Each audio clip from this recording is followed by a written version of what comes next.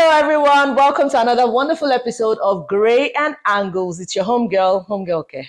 All right, it's your girl Aderinsola, and I'm the host of this beautiful, beautiful show where we talk about everything and anything, and of course, from different angles. We want to see things from your perspective, my perspective, and of course, life is not black and white. Life is full of gray areas. Before I go into the show proper, I would like to introduce my homegirl, O to the P to the E. Hey.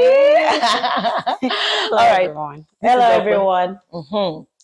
It's doing good, girl. You know, everyone that has come on my show has shown you what my world really is like, the kind of people that I get attracted to and I move with.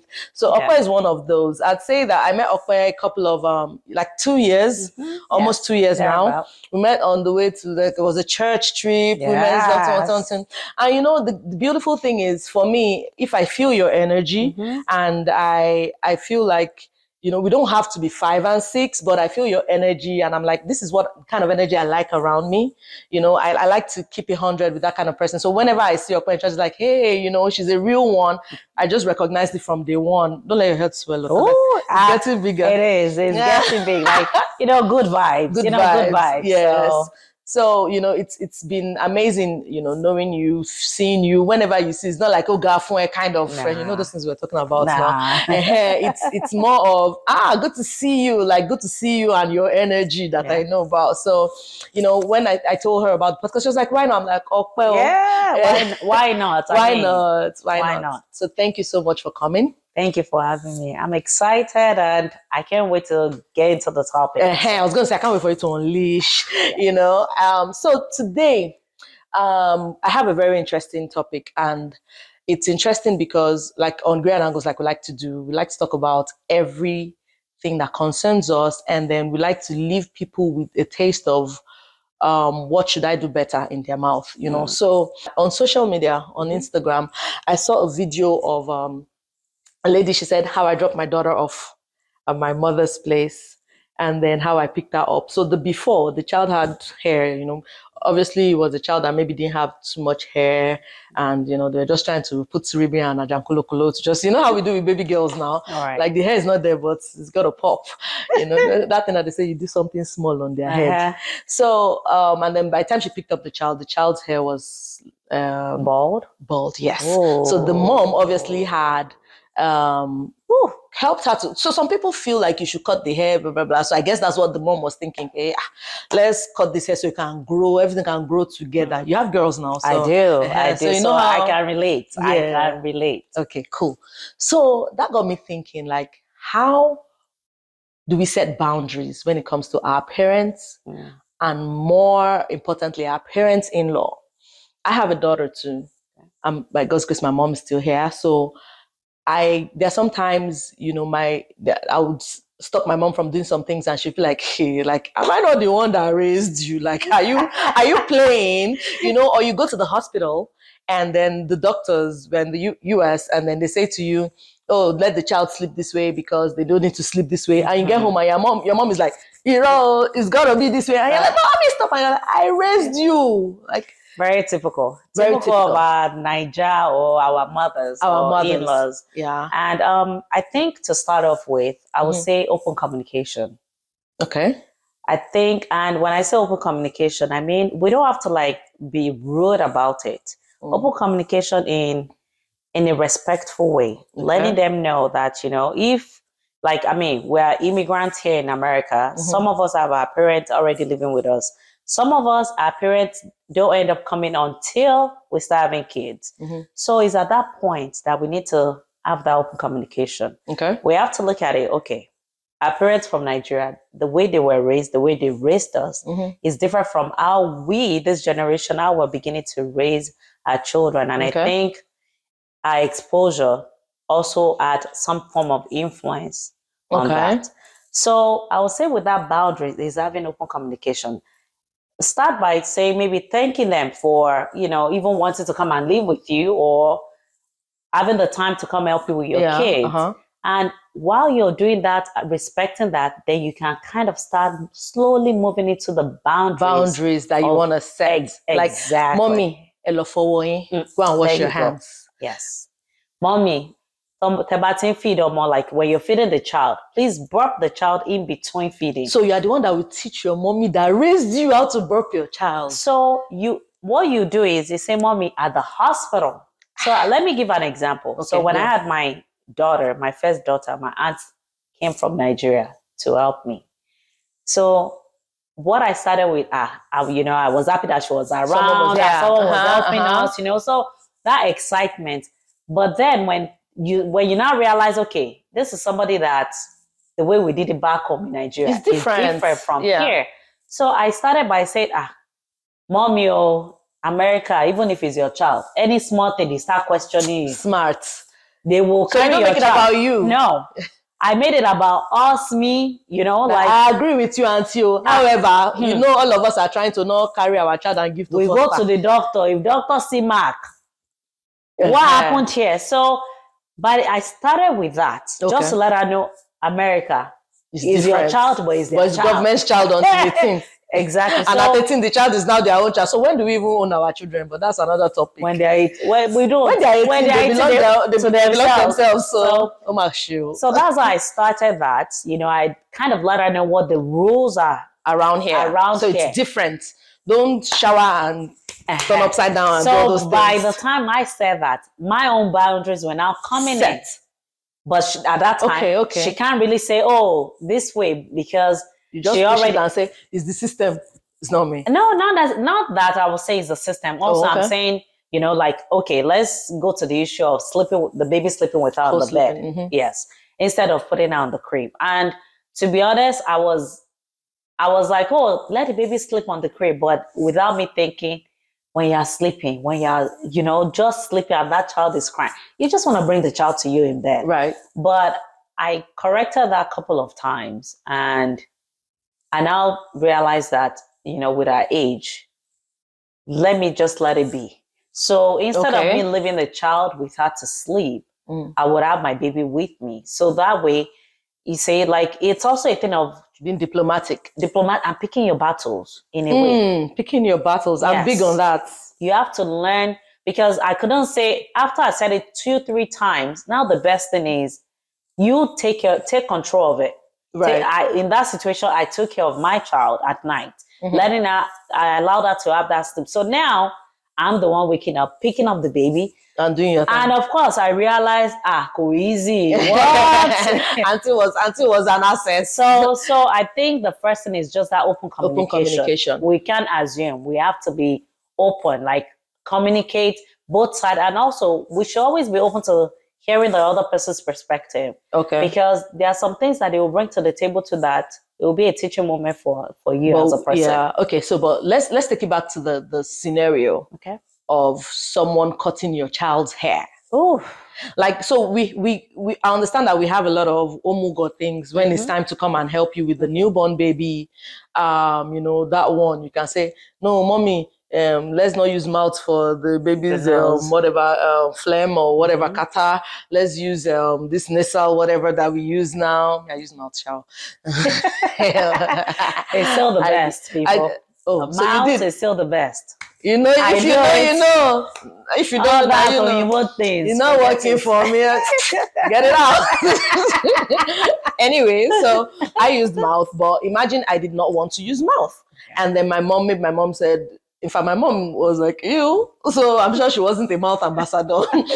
So imagine all those ones we can say, we are in the moment too. But let's now take it to major things like you get to pick up your child and hair. Hair is not going to grow back in 2 days. No, it's not. Or tribal marks.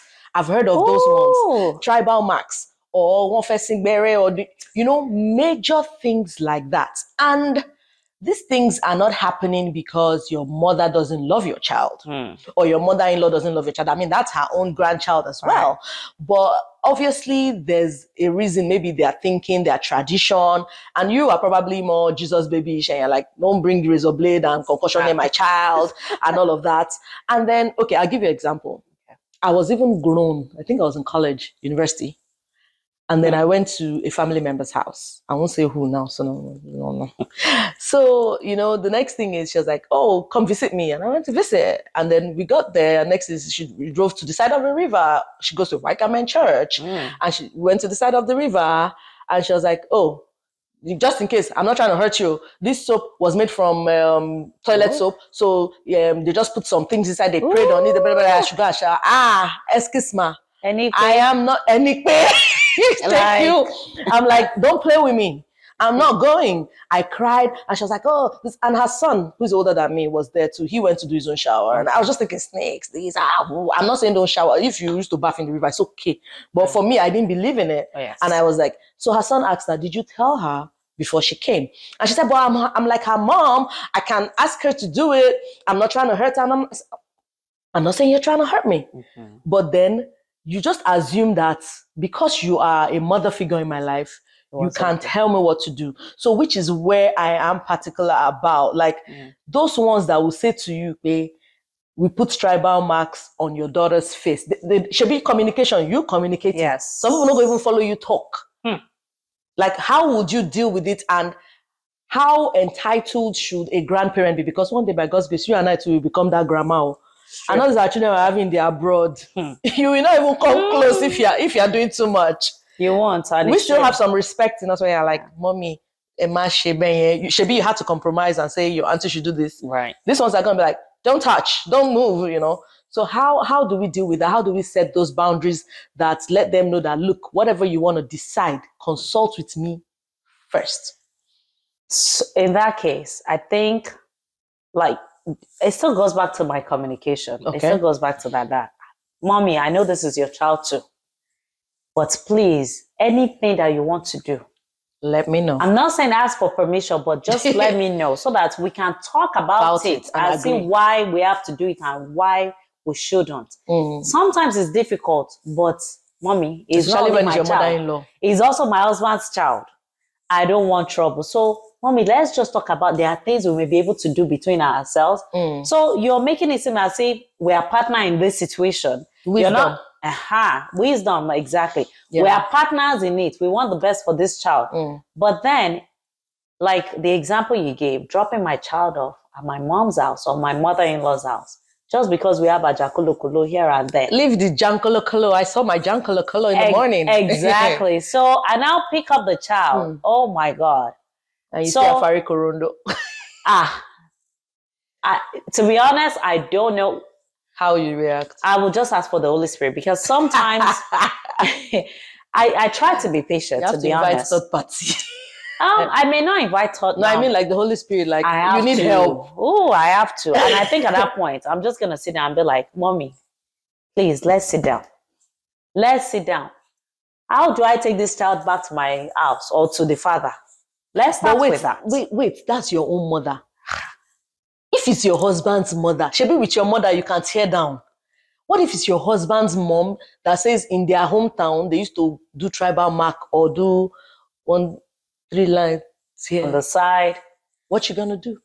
I'm not gonna pick a bull with my in-laws. I will not. You gonna face their son? I will just say what your mother has done. So please fix it.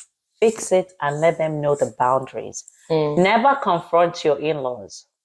Don't do that. Can you hear wisdom talking? Don't do that because at the end of the day, you're still a wife in the house. You are still a spouse. You are still being judged. Exactly. So it's you and your husband, or your spouse, how you will talk and put it into your spouse's head and you will take it back without disrespecting his own people. But you line up behind the bro. You're the one controlling. You're the neck. So that's it. You just Mommy, thank you very much for watching, baby. So. But they when you get home, they say, okay, but we shall go home. It's okay. Just take it like that. Pick the bone with your spouse, your partner. That's it. Why didn't you tell your mom? Well, we didn't know she was gonna do this, but please, the deed has been done. We can't stick the hair back. We can't glue it back. She hair will even grow. It will grow. You see that mark? I've heard stories. In fact, this one was even someone's maid. Wow. And the maid, I heard that the father was in the military or something and cocked the gun and shot at her, like she lives till tomorrow if she's still alive. Wow. Yeah, because the maid was like, it would be fine. You know, for some, in some remote areas in Nigeria, it's like a thing of fashion for women, like for beautiful women. So she was like, this thing will look nice on. So I think with that maid is exposure. Because obviously she's living in a, where she's living, that's fashion for them. Yeah, but what right does she have? But we're not she doesn't. We're not even talking about maids. She doesn't even have, nobody even, to be honest, nobody has rights over your child. Okay. But grandparents, they try to feel like this is their child. I mean, I raised, like, I'm helping you. Another thing is when it comes to character, when it comes to feeding, like you are like, maybe my child should not eat more than 3. You know how we try to regulate things and everything. I'll give you my own example. Like I thought that I could, I'm still trying to live healthy myself, but I thought that I could get my daughter to start loving vegetables and stuff and not give her too much sugar and everything. But for my mom, she's like, she's giving her grandchild a great time by buying her nice things that, this candy will be nice for her. This, burger will be nice for her. So there were times I'll be like, should I let her have it?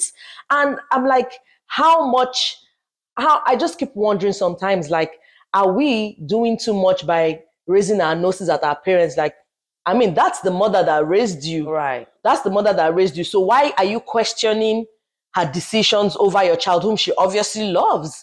I just wonder, like, is the problem with me and you and our generation that we feel like we know better, we surgery past our parents, or is the problem with them feeling too entitled in a place where they should step back and allow you to be a mom to your child? Who do you think who do you think needs resetting? Is it me and you, or our mom is? I don't think anybody needs resetting.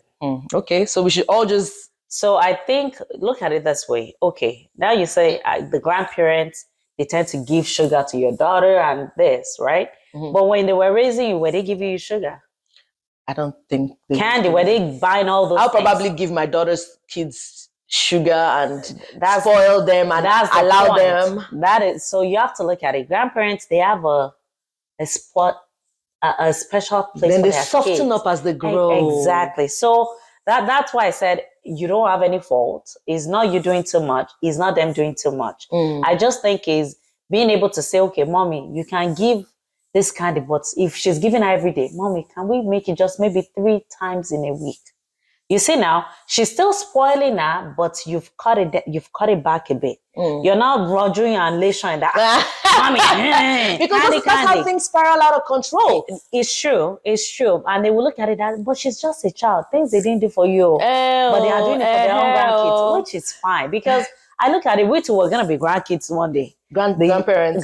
Grandparents. Amen. Because grandparents one day. Because you see how we're raising our kids and making sure they're doing this. When we have our grandkids, children, it's almost like, let me now pamper. Let the parents deal with the raising. We're going to spoil them. Pamper, grandma. So, dear daughter, listen. So that's why I look at it from, like, just letting the grandparents know that, okay, mommy, if you are doing this every day, let's change it to maybe 2 or 3 times a day. I mean, 3. I think there's plenty of wisdom in your head. Like, you obviously have the people skills, because not everybody will be able to manage, because these things are really complicated. It is. A friend of mine I was discussing with someone during the week, and she was talking about how things just went, like, the guy and his mom kind of collaborated and we were on the same page, and where she would say the hospital says don't do this, and they would say, what do you mean my mother doesn't know what she's doing?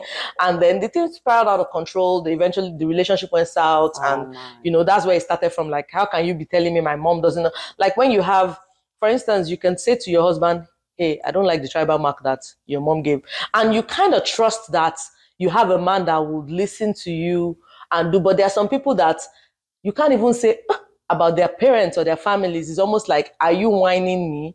Like, my mom is always right. She raised me. Where are you coming from? And one thing I've observed since I started this podcast is, for every time that I talk about scenarios, I always land in one place. And that's to say that there are normal things or seemingly normal things and things that are outside of normal. Yeah. So in a normal setting, for instance, the last one we're talking about, a person that is married and is normal and is intentional should do blah, blah, blah, blah, blah. Okay. But then you have people that would not do that. So we cannot just assume that everybody is moving okay. Some people are moving mad.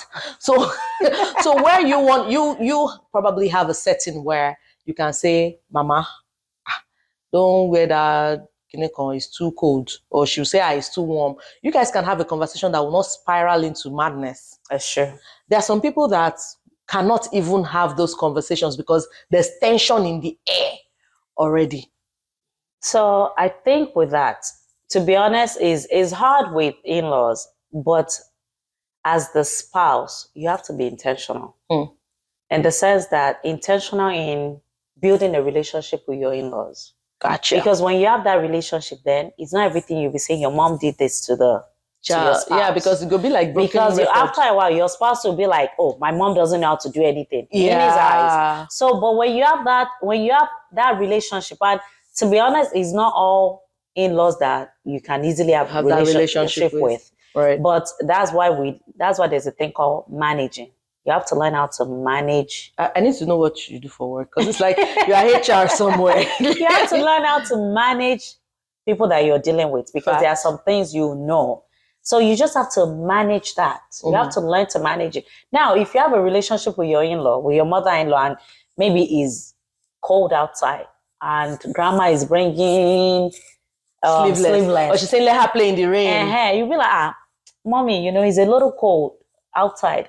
If this child start having cold, that instead, maybe we can pick, in that you can bring two different things, and let her now choose. That's gonna give you power of choice. Do you see that? You're not saying this. Let her wear this. No, you're bringing. I'm so glad I had you on. You're saying, okay, which color, mommy? Which color will you like? So mommy now feels like she's a part of the party too. Mommy is now the one still choosing what the child is wearing. Without her thinking that you're the one actually in control. So, like I said, relationship, how you manage, how you deal with people, it goes a long way. Because if your in-law is already so hardened, and then you're like, this is my ass. It will crash. So 2 wrongs will not make it right. It will crash real quick. So it's all about communication management. You have to know who you're dealing with. That's number one thing. If you say that your husband or your spouse is a mommy's boy or daddy's girl, that you can't even reach him without. So you have to know that, study that, and that way, the way you deal with your husband when it comes to his parents, you already have that insight and you already have that wisdom of talking to him without making it seem as if his parents can't do anything right in your eyes. So it's all about just being able to navigate. Know the waters that you're treading on. Yeah. That's it. That's it. So much wisdom here. And honestly, Opeyemi and I have not really, we've not sat down to have lengthy conversations. No. But like I said, energy. I just felt the energy from day one and I knew it. So I have zero regrets. It's almost like I'm learning. I feel like pen and paper, let's go. No, because seriously, this thing you're talking about makes a lot of sense. And from my angle, it's always been like, why would these mothers do this, or why would this daughter-in-law be so aggressive towards, you just always wonder. And it's good to see another perspective, That's not to say nobody is wrong. It's true. And nobody's perfect either. It. So you might be too burning when you're tying your stomach. All those sitting on hot water. Yes. Twisting the child's arm. Would you allow that? Would you allow that? The twisting of arms and, okay, so I think there are different categories. The category of mommy just wants to flex her grandma muscles the first few days of all those things that they're excited, right? And they just want to show their grandmaism, and they want to be like, oh yeah, let's do the arm like this. When the child now sleeps after, they say, and there's sometimes I think it's okay for you to just I'm not sure that you need to set a boundary every time. Like you said, you start passing a message like, oh, so I don't know how to do anything. Sometimes I want to say, it's like you've forgotten that I'm a nurse. I'm like, sorry. Exactly. You know, because when maybe the child is having some infection or they're like, and then she recommends something, I'm like, no, that's not what they say. I laugh in forgetfulness. So you cannot remember that nurse, I took care of you. See? You know, so imagine if she was my mother-in-law and I was refuting everything that she was bringing towards me. The woman would probably be like, after years of nursing school, you, Smalley, what do you know? What do you know? Did you go to nursing school? What do you know? Many you know, but going back to that, doing like me now, I like those things. So when my first child, my aunt was around, so she did those things, but of course she didn't shake like aggressively. Like you read on the internet and say the brain will shake, right? Which is true, because I'm a nurse, so I know these things. But the shaking and twisting the hand, I like that. So when I had my second child, I didn't have anybody, and guess what? Did you shake it yourself? I did it myself. Okay, girl. If I have another baby, I'll come and shake. I did it myself. But I didn't shake so much, it's just aggressively. I didn't even putting the hand, you see how some people are flexible that they can reach. Yeah, contortion. It's from that, but there's a way they do it, because you cannot just twist it. There's a way they do it. So while she was doing that for my first child, I watched. I mean, I guess maybe because I'm a nurse, nothing scares me. Okay. So I was learning. Not knowing that even when I had my second child, I was going to do it. But now my mom, on the other hand, she doesn't want you my to mom, do that.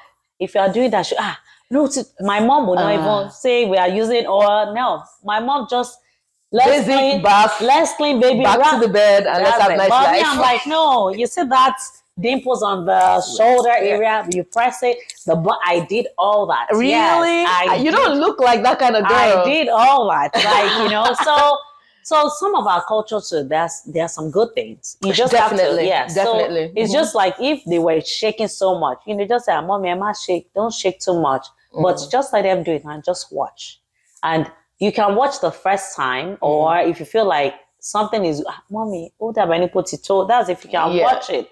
But if you feel like you're not comfortable to it, you want to step away. It's also okay. Now, if you're not even comfortable with the whole situation, it's okay to let mom know that. Mommy, going back to, this is America. The shoulder detaches. If you know you all of us are in trouble. If you know you don't want that, so start putting that into their head already. So it will be like, this America said. It won't be about you. So because going back to my aunt, after I went to the, can we do this? America will okay. You see now she's now beginning to ask, because America me so even when it's okay, you go blame them on America. You mean but there are some. So I think it's just all that. Anything they're gonna do that you're not comfortable with, you start to blame it on America. Just say. It's not even so much blaming it on America, but to be honest, if anything happens, when we get to ER, at the end of the day, they will question you, question mom. So there was a lady in Maryland like that. Did you hear that story? Yes, the force feeding. The force feeding. This pap thing that they just custard and all of that. So I think for her, maybe the child wasn't even eating. So I think both parents work nights. Okay. And she stays home. So, sometimes when you was she babysitting her own grandchild, or it was someone else? No, she was a nanny. She was a nanny, okay. And sometimes when you force feed a child like that, at night, they will sleep, because their stomach is full. They are not waking up. So I don't know if that was the case of that nanny, in the sense that most likely nanny wants to sleep, I mean, we've been there. It's not easy waking up to be feeding this kid. Let's not say it on camera. I'm going to be brutally honest. It is not easy. Some days you're just like, But so now imagine you as a mother, you're feeling that way. Now imagine somebody who's watching your daughter, watching your own child that is not even related. So I think that was the case of that woman. And also maybe that's what they did in the culture she's coming from, and the kids will sleep well. So this day, I guess she force-fed that child, and the parents had camera in the house, and I'm sure what had happened was the child was probably aspirating into the lungs, because I mean, I don't want to say please don't. You can watch it again to educate yourself. Right. I'm sure you can Google force feeding a child to watch it, but you don't want to do that. So They close the nose, the mouth is open, they force all this food in. So I think in that process, the child was aspirating into the lungs. Instead of that food going to the stomach, it's going to the lungs. Right. So the child probably drowned in our fluid in the lungs. So that child died. And of course, who went to court, jail, and all that? Who knows? I don't think she's probably still there. The nanny. So that is why we have to let our parents, our in-laws, our aunties, anyone coming from Nigeria, anyone that has not lived here long enough, just let them know this is the way the system works. I don't want to go to jail. I don't want you to go to jail. Let's just so like I'm covering you. Let's do what they want. So, they said. You know, you don't want to, and they always ask you to come back for checkup. But let's take it away from Yankee. If you're in Nigeria, who will you call? Who will you blame now? Because here we can make it look like the system. Right. And I have some people watching from Nigeria. Okay. You know, so it's like, how do you say to your mother-in-law that they don't do it this way anymore? You know, because here we can say child support, say child services, kinekon. So in the case of Nigeria, okay. Or you live in, let's say I live in Nigeria. You live in Ekiti, where you say all the children, that's what they do for them. Right. You know. So if that is that, okay, when you say that's what they do, are you saying when they give birth to a child, they put the child in water, you know, like all those kind of things, yeah. So I think some of the cultures I will accept, as long as it's not being a situation of abuse. Okay. There are some things that they do. No health risks. Yes, no health risk. And there are some things, there are some cultures that they do that it doesn't really harm the child. Right. Gotcha. So if it's one of those cultures, it's okay. But if like it's things like putting the child's feet in water to say, like, I think my mom said they did that for my brother. Like when the child comes from the hospital, you put water on the floor, like they do for a new bride. Or something. Okay. Or some cultures, they put them in river and see if they float, you know? That one if you drown, come. Well, babies, but babies do good in water. Babies do good. You both self do that one now. Yes, babies do good in water. But now, let's say I'm from Ekiti, I live in village, and the culture, maybe my husband's culture, they do the tribal beauty max. Okay. I could get you some beauty max. Exactly. So now, people are doing freckles and all those things now. So I didn't even know that. People do freckles, people pump their lips, people do a lot of things now. What's that? Mole? Beauty mole. Yes, they do. I've been seeing these freckles posts now. So I'm like, what if it becomes a trend and all of us are doing it? Why are we now frowning at our own? I don't think it's so much we're frowning about it. It's just like you're living a permanent. It's like having a tattoo thing. It's permanent, but it's beauty. That was back then, and we also have to look at it. We also have to look at it in that generation. Back then, it was a thing of they know which family you're from or what state you're from. Like I know one of my cousins.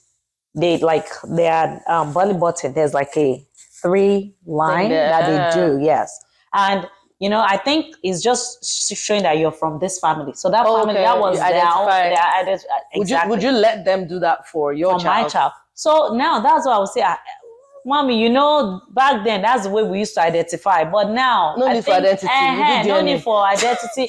We already know the child. You know, belongs to there was no education. There was no form of education, reading and all that back then. So I think they just made things work with how much they knew at that time. So, but how do you know what if it happens before you know? I think that I think because as you were speaking, it was in my head. Like I think that having these conversations with your partner, especially if you know your partner is rooted in family culture and traditions. It's okay. Like you can't just be that free, like you're just going, we love each other, we're married now, let's go. I mean, I'm not married, so I don't know, but I'm just saying like one has to be intentional about such things because you want to make sure that you are setting the tone, like let your partner know, say, bro, I know that you guys, delay is plenty. However, let's talk about the things that we'll do when this baby comes. You know, so that you guys can take it back and forth and know what is going to work and what's not going to work. Right. And you are aligned. Because really, these things scatter homes. Imagine you saying, which kind of pele is this? And your husband is like, but that's beauty. Don't you see my sisters? They look beautiful. So, see, like I said, communication. And then when you're dating someone, if it's something that they do in their family, you would have seen that in his face, in the sisters or in the family. So those are the things Like, I know when we're Go with your eyes when we're open. dating, we're in love, but sometimes we need to talk about some Open your eyes. Yeah, we need to talk about some serious, and that's while you're dating. Okay, so what are some of your culture that you know? Don't worry, baby. I just love you. Let's do forever. Let's do forever. No, we need to talk about those things. No, but for real, while we're dating, we need to talk about those things. Is there any family tradition that you guys do that you want to continue? When your father die, are we gonna sleep in the room with the corpse? Are they gonna cut my hair? Right. You know, things like that. Or what are the traditions you guys do for children in your family that you think we're gonna be doing for our own children? Let's discuss it. So, and I don't know. There's this lady. I think she's a social media. She has twins. Amin or something. Okay. She lives in Atlanta. Okay. So she has tribal marks. She's Nigerian, but Nigeria that grew up here. Oh. She has tribal marks, but very faint. And mom too has tribal marks. And recently, I don't know if it's recent, but No, I stumbled on her page on this where she was telling her kids how she got tribal marks. Okay. Which was very interesting. She said, okay, she was a sickly child. Like she was always either convulsing, like having seizures. Mm-hmm. And they had gone to the hospital. They had done everything. It still wasn't stopping. So our grandmom from our mom's side was like, oh, I know what to do. Just bring the child to me. Mm-hmm. So, right now as a mom, I guess our mom was called for desperate measures. Our mom was desperate. Our grandmother is saying, oh, I know what to do. So grandmother is not really saying what she's going to do. She just says, bring the child. And the desperate mom is like, tick, save me, at least better than death. So by the time they picked her back, behold the beauty. They had already done that. But guess what? She said after they did that, she stopped having seizures. Just maybe these things really actually do work. Maybe. So you see, in that situation now, the mother cannot go there and be saying, why did you? You say what? Because exactly. So you see how, exactly. So that's the thing. Like sometimes we are desperate for things, and at that point you just don't. You don't care. You don't care. This child's grandmother. She's wanting the best, and she loves the child. So I think what we've been able to establish is know how to communicate. Mm-hmm. Open your eyes and be observant, especially because two families are coming together, not just two individuals. Yes. And be sure what it is that happens on the other side, so, and then be able to go through your partner, especially when it concerns your in-laws. So that means that you and your partner self have to be on the same page, yes. And that way it helps you guys to navigate it. And then when you can be diplomatic about it and throw it on your doctor, my doctor, our doctor, even if he's in Nigeria, like, that doctor, Dr. Brown, that guy's wahala is too much. Just let's leave the child alone like that because he must not see any. Blame it on, use wisdom and be diplomatic about it. So apparently, what I was thinking before was maybe the parents do too much, maybe we are too paranoid. But from this discussion, what I'm taking with me, my new angle, because gray and angles, new angle is nobody has a problem. I can be too much, my mom might be too much, your mom might be too much, your mother-in-law might be the one that's too much, our normal view. But the truth is everyone's excesses you can manage it by using diplomacy and communication. That's right. And wisdom. That's it. Don't leave me. That is it. Don't leave me. That is it. You need to be able to, I think this is really helpful because I want us to gist, but like I said, not just gist. We arrive, if I do get married now, I'm going to be going with, and I see that all my guys, sisters have beautiful pele. I'm like, excuse when baby girl comes, are we playing it too, or you guys you don't dead them for 1980 something? That's it. Are we moving on with the pele tradition or not? And if it's something that's a deal breaker for me, or and even if you don't even observe that, what if your sisters are not even here, or so I think just letting him know, like say, oh, what are some family tradition you guys do? Intentional about that conversation. And then you can start by, in my family, we do XYZ. Every Christmas, we do this, summertime. So you can start with you and then throw it to him. What are some traditions, we're from Nigeria. You're from do they circumcise boys or not? Mm-hmm. Do they circumcise girls? By the time you kind of open that, by the time you start that conversation, you don't mean any harm. You'll be shocked that him too will be open. Some boys don't even, some men don't, most like men don't go around mopping up information like the way we were very observant. Right. So that would even prompt him to say, Mommy, there is a play when we have, is there anything they do like as if I don't even know? I should be like, we used to back the baby to sleep every 10 days. We used to cut the baby's right ear and put it on the left, that way he would even learn. Exactly. So, I mean, this has been eye-opening for me even, and I really appreciate it. I am thankful that you came on the show. I'm hoping, and I know that someone out there would probably do things better. That baby that is coming belongs to you, and well, by extension belongs to your family too, because obviously they love. So don't be mad at mother-in-law too loves her son and her son's child, or her daughter and her daughter's child, but know how to set those boundaries with wisdom. Let her see things from your angle. Like you said, that one where you're saying you want her to wear 2 dresses, make her a part of it. Like a lot of times, I think our parents fear being neglected, being told that you don't know what you're doing, being told that they're not enough. So being able to apply wisdom and say, Mommy, oh yeah, these 2 coats, you choose. Then at that point, she feels empowered, like I'm the one who chose what my granddaughter is wearing, Exactly. You know the way they sew some Ankaras and say, this is what she's going to wear for Christmas. And you're like, what is this thing? But knowing how to navigate everything and in love and knowing the battles to pick is also important. There sometimes you have to just let that child wear that Ankara and be like, I really don't like it, but let's just go, for a few hours. After today, then after like 2 hours, you just be like, hey, Simisola, come. What's your own Lara? It's tricky body. And then you just change it to the one that you want to, designer that you want to get. So wisdom is profitable to what? Direct. With these few points of ours, we hope that we've been able to convince you